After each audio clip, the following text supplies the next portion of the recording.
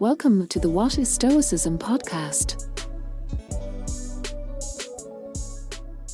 The scholar Petrarch was a prolific letter writer who penned epistles to high-profile philosophers, writers, and poets, such as Cicero, Virgil, and the Stoic Seneca.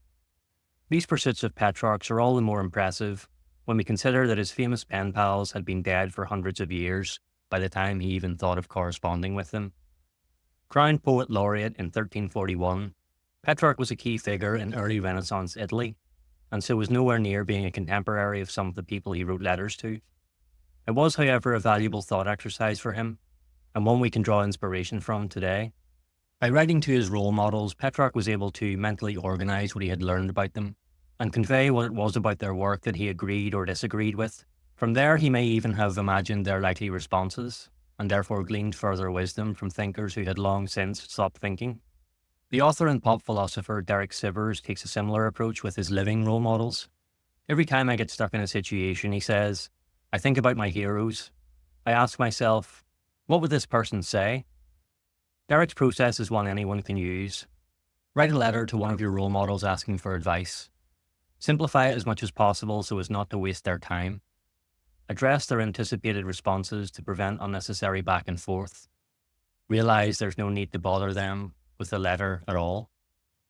By the time he's constructed his letter, Derek has channeled his role model enough in his head that he's able to take their imaginary advice. Of course, sometimes there's no substitute for an honest conversation with a trusted mentor, but when that's not possible, thinking carefully about what they would say, channeling them, is a powerful alternative. Not least because it opens up a whole world of potential role models to you. One of Petrarch's recipients, Seneca, himself wrote 124 letters to his living friend Lucilius, and reveled in his replies. Your letter has given me pleasure, he wrote in one of his replies, and has roused me from sluggishness. This collection of letters is today one of our best sources of Stoic life advice from ancient Rome.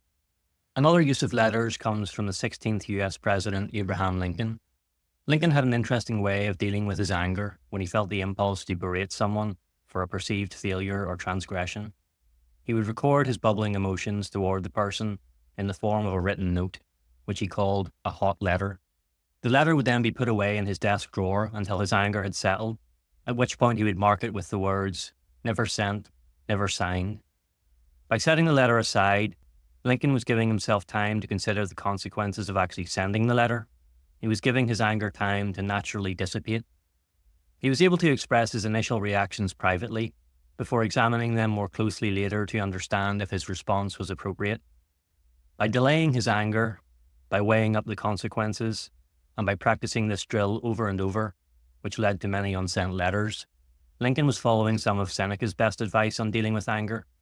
We shall prevent ourselves from becoming angry, writes the Stoic philosopher in Book 3 of his work On Anger, if we repeatedly place before our eyes all anger's faults and form a proper judgment of it. This appears to be exactly what Lincoln was doing with his hot letters. If you need some inspiration to give the technique a go yourself the next time you feel anger rising up, here's a short poem from an anonymous author entitled The Letters I Have Not Sent. I have written them keen and sarcastic and long, with righteously wrathful intent, not a stroke undeserved nor a censure too strong, and some, alas, some of them went. I have written them challenging, eager to fight, all hot with a merited ire, and some of them chanced to be kept overnight, and mailed the next day in the fire. Ah, blessed the letters that happily go, on errands of kindliness bent, but much of my peace and my fortune I owe to the letters I never have sent. The act of sending letters today is seen as old-fashioned, which holds a negative connotation. But that now means that writing a letter to someone is a way to connect on a more personal level. It's rare. It shows you care enough to go to a little extra effort. Sure, you could write an email like everyone else, but most emails are written fast, delivered fast, and forgotten fast, as they get lost in the swamp of the overcrowded inbox. You're unlikely to return to snail mail for all your correspondence, of course, but maybe there's someone, living or dead, you could write a letter to today, as a one-off, to express something genuine, to ask for advice, or even to vent feelings that are better left unsent. Give it a try. Think of it as your own little renaissance, or rebirth, of letter writing.